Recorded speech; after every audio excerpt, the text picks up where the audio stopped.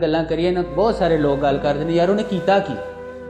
ਮਸਲਨ ਇਹ ਗੱਲ ਹੁੰਦੀ ਹੈ ਨਾ ਜੇ ਉਹਨੇ ਕੀਤਾ ਕੀ, ਉਹਨੇ ਸਭ ਤੋਂ ਵੱਡੀ ਗੱਲ ਵਾਲਾ ਕੀ ਕੀਤੀ ਕਿ ਉਹ ਜਿਹੜੇ ਧਿਰ ਦੇ ਨਾਲ ਜਿਹੜੇ ਸਮਾਜ ਦਾ ਕਮਜ਼ੋਰ ਤਬਕੇ ਨਾਲ ਕੋਈ ਖਲੋਣਾ ਪਸੰਦ ਨਹੀਂ ਸੀ ਕਰਦਾ ਨਾ, ਉਹ ਉਹਦੇ ਨਾਲ ਖਲੋ ਗਿਆ।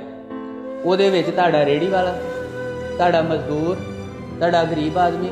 ਤੁਸੀਂ ਇਹ ਦੇਖੋ, ਮੈਂ ਇੱਕ ਮੋਟੀ ਜਿਹੀ ਗੱਲ ਦੱਸਦਾ, ਮੇਰੇ ਵੀਰ ਬੜੇ ਸਮਝਦਾਰ ਸਾਰੇ ਵੀਰ ਬੈਠੇ ਨੇ। ਤੁਸੀਂ ਅੱਜ ਲਾਹੌਰ ਇਸਲਾਮਾਬਾਦ ਦੇ ਵਿੱਚ ਇੱਕ ਬੰਦੇ ਨੇ ਰਹਿਣਾ ਨਾ, ਇੱਕ ਬੰਦੇ ਨੇ ਉਹਨੂੰ ਬਾਹਰੋਂ ਰੋਟੀ ਖਾਣੀ ਪਏ ਨਾ, ਤੇ ਡੇਲੀ ਦੀ ਦਾਲ ਨਾਲ ਵੀ ਰੋਟੀ ਉਹ 1000 ਰੁਪਏ ਦੀ ਖਾਣੀ, 3 ਟਾਈਮ ਰੋਟੀ 300 ਰੁਪਏ 'ਚ ਰੋਟੀ ਨਹੀਂ ਖਾਧੀ ਜਾਂਦੀ। ਠੀਕ ਹੈ, ਜਿਹੜੀ ਗੱਲ ਤੋਂ ਖਾਨ ਸਾਹਿਬ ਦਾ ਮਜ਼ਾਕ ਉਡਾਇਆ ਗਿਆ ਨਾ ਕਿ ਦੇਖੋ ਜੀ ਇਹਨਾਂ ਤੇ ਲੰਗਰਖਾਨੇ ਖੋਲ੍ਹਦੇ, ਯਾਰ ਇੱਕ ਮਜ਼ਦੂਰ 25000 ਰੁਪਇਆ ਕਮਾਉਣ ਡਿਆ, ਤੁਹਾਡੀ ਪਸਲੀ ਨਹੀਂ ਹੈ ਕਿ ਤੁਸੀਂ ਉਸ ਤੋਂ ਜ਼ਿਆਦਾ ਉਹਨੂੰ ਤਨਖਾਹ ਦੇ ਸਕੋ, ਲੇਕਿਨ ਯਾਰ ਉਹਨੇ ਅਗਰ ਰੋਟੀ ਖਵਾਈ ਹੈ ਤੇ ਤੁਹਾਨੂੰ ਤਕਲੀਫ ਕੀ ਹੈ? ਤੁਹਾਨੂੰ ਕੀ ਤਕਲੀਫ ਹੈ? ਫਿਰ ਉਸ ਤੋਂ ਬਾਅਦ ਦੇ ਵਿੱਚ ਤੁਸੀਂ ਇਸਲਾਮਾਬਾਦ, ਲਾਹੌਰ ਜਾਂ ਜਿਹੜੇ ਵੀ ਸ਼ਹਿਰ ਦੇ ਵਿੱਚ ਤੁਸੀਂ ਕਮਾਈ ਕਰਨ ਵਾਸਤੇ ਜਾਂਦੇ ਹੋ, ਉੱਥੇ ਅਗਰ ਤੁਸੀਂ ਇੱਕ ਕਮਰਾ ਵੀ ਲੈਂਦੇ ਹੋ ਨਾ, ਛੋਟਾ ਜਿਹਾ ਕਮਰਾ ਵੀ ਲੈਂਦੇ ਹੋ ਤੇ 7 ਤੋਂ 8000 ਰੁਪਏ। ਠੀਕ ਹੈ, 30000 ਰੁਪਏ ਦੀ ਉਹਨੇ ਮਹੀਨੇ ਦੀ ਰੋਟੀ ਖਾ ਛੜੀ, 8000 ਦਾ ਕਮਰਾ ਤੇ 25000 ਦੇ ਵਿੱਚੋਂ 13000 ਸਬਸਿਡੀ ਉਹ ਘਰੋਂ ਲਿਆ ਕੇ ਦੇ। ਮਤਲਬ ਅਕਲ ਨਹੀਂ ਕਰ, ਉਹ ਵਿਜ਼ਨ ਵਾਲਾ ਬੰਦਾ ਯਾਰ, ਉਹਨੇ ਕੁਛ ਤੇ ਸੋਚਿਆ।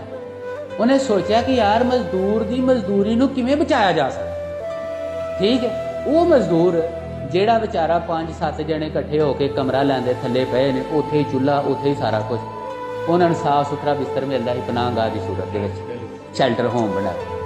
ਯਾਰ ਇਹ ਸਾਡੇ ਆਮ ਲੋਕਾਂ ਦੇ ਨਾਲ ਖਲੋਣ ਵਾਲਾ ਬੰਦਾ ਕੋਈ ਸਾਈਕੋ ਹੀ ਹੋ ਸਕਦਾ?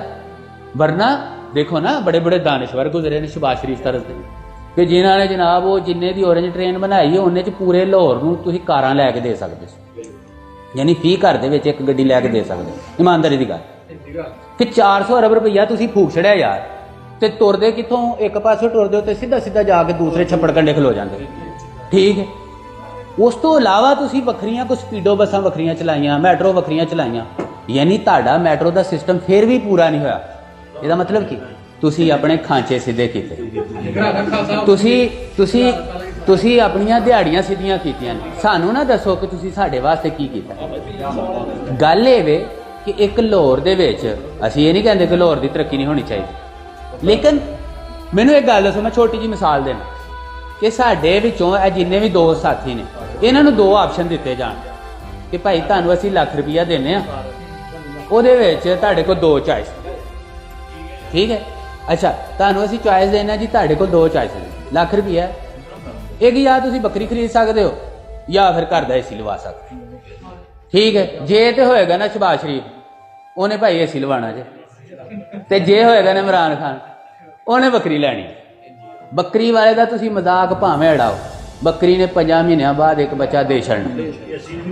ਏਸੀ ਨੇ ਜਨਾਬ, ਏਸੀ ਨੇ,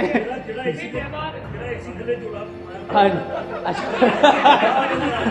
ਅੱਛਾ, ਤੇ ਏਸੀ ਵਾਲੇ ਬੰਦੇ ਨੇ, ਦੇਖੋ ਚਲੋ ਠੀਕ ਹੈ ਉਹ ਮਜ਼ਾਕ ਵਿੱਚ, ਲੇਕਿਨ ਏਸੀ ਵਾਲੇ ਬੰਦੇ ਨੇ ਉਲਟਾ ਘਰੋਂ ਪੈਸੇ ਲਾਣੇ। ਸਾਡੇ ਮੁਲਕ ਦੀ ਮਈਸ਼ਤ ਦਾ ਬੇੜਾ ਗਰਕ ਐਸੇ ਤਰੀਕੇ ਦੇ ਨਾਲ ਕੀਤਾ ਗਿਆ ਕਿ ਅਸੀਂ ਆਪਣੀ ਪੈਦਾਵਾਰ ਨਹੀਂ ਵਧਾਈ। ਹਾਫਿਜ਼ ਜੀ ਇੱਕ ਮਿੰਟ, ਅੱਛਾ ਅਸੀਂ ਵਿਜ਼ਨ ਦੀਆਂ ਗੱਲਾਂ ਕਿਉਂ ਨਹੀਂ ਕਰਦੇ? ਆਮ ਲੋਕਾਂ ਤੱਕ ਅਸੀਂ ਇਹ ਗੱਲ ਕਿਉਂ ਨਹੀਂ ਪਹੁੰਚਾਉਂਦੇ ਕਿ ਖਾਨ ਸਾਹਿਬ ਇੱਕ ਵਿਜ਼ਨ ਵਾਲਾ ਲੀਡਰ? ਉਹਨੇ ਇਸਲਾਮੋਫੋਬੀਆ ਦੀ ਗੱਲ ਦਾ ਮਤਲਬ ਇਹ ਨਹੀਂ ਸੀ ਹੈ ਕਿ ਉਹਨੇ ਪੂਰੀ ਦੁਨੀਆ ਨਾਲ ਜੰਗ ਕਰਨੀ ਸੀ। ਦੇਖੋ ਦੁਨੀਆ ਦੇ ਅੰਦਰ ਜੰਗਾਂ ਤੋਂ ਬਾਅਦ ਵੀ ਮੁਕਾਲਮਾ ਹੁੰਦਾ, ਮੇਜ਼ ਤੇ ਬੈਠਾ ਜਾਂਦਾ। ਉਸ ਬੰਦੇ ਨੇ ਪੂਰੀ ਦੁਨੀਆ ਨੂੰ ਟੇਬਲ ਤੇ ਲੈ ਕੇ ਆਇਆ। 1985 ਤੋਂ ਬਾਅਦ ਦੇ ਵਿੱਚ ਅਗਰ ਦੁਬਾਰਾ ਕੋਈ ਬੰਦਾ ਇਸਲਾਮੀ ਸਰਬਰਾਹੀ ਕਾਨਫਰੰਸ ਕਰਵਾ ਸਕਿਆ ਤਾਂ ਇਮਰਾਨ ਖਾਨ। ਠੀਕ ਹੈ, ਤੇ ਜਦੋਂ ਉਹ ਬੋਲਦਾ ਸੀ ਨਾ ਤੇ ਸਾਰੀ ਦੁਨੀਆ ਦੇ ਲੋਕ ਜਿੰਨੇ ਵਜ਼ਰਾ ਖਾਰਜਾ ਬੈਠੇ ਸੀ ਤੇ ਉਹਦੇ ਦੇਖਦੇ ਸੀ ਕਿ ਯਾਰ ਇਸ ਬੰਦੇ ਦਾ ਮਤਾਲਿਆ ਹੈ ਨਹੀਂ ਹੈ ਕਿ ਪਰਚੀ ਫੜੀ ਕਿ ਅਸੀਂ ਤੁਹਾਨੂੰ ਵੈਲਕਮ ਕਰਾਂਗੇ ਕਾਹਦੇ ਤੇ? ਦਾਲ ਤੇ ਆਲੂ ਕੀਮਾ ਹੈ। ਓਬਾਮਾ ਦੇ ਸਾਹਮਣੇ ਬਹਿ ਕੇ ਜੀ ਉਹ ਲੀਡਰ ਸਾਹਿਬ ਬੈਠੇ ਨੇ, ਐਂਡ ਦੇ ਆਖਰ ਰਿਜ਼ਲਟ ਕੀ ਕੱਢਿਆ ਜੀ? ਦਾਲ ਕੀਮਾ ਤੁਹਾਨੂੰ ਇੰਤਜ਼ਾਰ ਕਰ ਰਿਹਾ ਲਾਹੌਰ ਦੇ ਵਿੱਚ ਤੁਹਾਡਾ। ਯਾਰ ਸਾਡੀ ਦਾਲ ਕੀਮਾ ਪਲੀਸੀ ਰਹਿ ਗਈ ਦੁਨੀਆ ਦੇ ਨਾਲ ਗੱਲ ਕਰਨ ਵਾਸਤੇ। ਤੁਸੀਂ ਇਹ ਦੇਖੋ ਖਾਨ ਸਾਹਿਬ ਦੇ ਦੌਰੇ ਹਕੂਮਤ ਦੇ ਵਿੱਚ ਇੱਕ ਡਰੋਨ ਹਮਲਾ ਹੋਇਆ, ਕਿਉਂ? ਉਹਦਾ ਸਟੇਟ ਮੌਕਫ ਸੀ ਕਿ ਭਾਈ ਮੇਰੇ ਸ਼ਹਿਰੀ ਨੇ, ਮੇਰੇ ਸ਼ਹਿਰੀਆਂ ਦੇ ਉੱਤੇ ਤੁਸੀਂ ਕੋਈ ਵੀ ਇਸ ਤਰ੍ਹਾਂ ਦਾ ਕੰਮ ਨਹੀਂ ਕਰ ਸਕਦੇ।